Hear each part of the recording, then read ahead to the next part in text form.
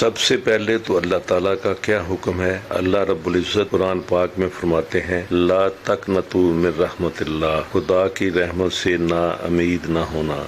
اور پھر نبی کریم صلی اللہ علیہ وآلہ وسلم نے ہمیں چند دعائیں ہدایت فرمائیں جو اس صورتحال میں دکھ مصیبت اور پریشانی میں ہمیں مانگنی چاہیے۔ ان میں سے چند ایک یہ ہیں۔ صحیح مسلم کی حدیث ہے، نبی کریم صلی اللہ علیہ وآلہ وسلم پریشانی کی حالت میں یہ دعا مانگا کرتے تھے، انا للہ و انا الیہ راجعون، اللہم اجرنی فی مصیبتی واخلف لی خیرا منہا۔ بے شک ہم اللہ ہی کے لیے ہیں اور ہم اللہ ہی کی طرف لوٹنے والے ہیں۔ اے اللہ مجھے میری مصیبت میں اجر عطا فرمائیں اور اس کے عوض مجھے اس سے اچھا بدل عنایت فرمائیں۔ حدیث میں ہے کہ جو شخص کسی مصیبت کے وقت یہ دعا پڑھے، اللہ اس کو اس کی مصیبت کے عوض اس سے اچھا بدلہ عنایت فرماتے ہیں۔ حضرت سعد رضی اللہ تعالیٰ عنہ فرماتے ہیں، نبی کریم صلی اللہ علیہ وآلہ وسلم نے فرمایا، حضرت یونس علیہ السلام نے مچھلی کے پیٹ کے اندر رہتے ہوئے یہ دعا فرمائی اور اللہ تعالیٰ نے اس دعا کی برکت سے آپ کو مصیبت سے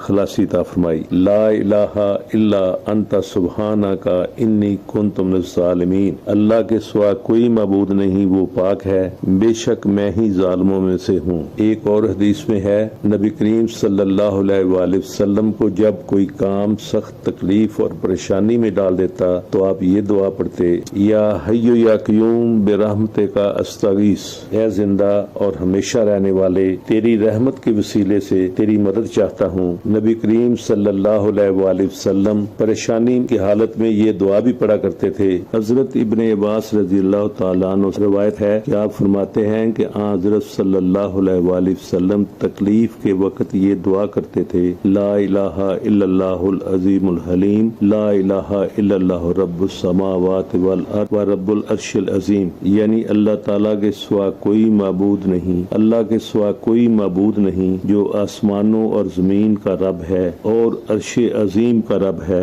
نبی کریم صلی اللہ علیہ وآلہ وسلم نے فرمایا، جو کوئی مسلمان اپنے مسلمان بھائی کو مصیبت میں تسلی دے، اللہ قیامت کے دن اسے عزت کا جوڑا پہنائے گا۔ ویڈیو کو لائک اور شیئر کر دیں اور چینل کو سبسکرائب بھی لازمی کر لیں۔ جزاک اللہ خیر۔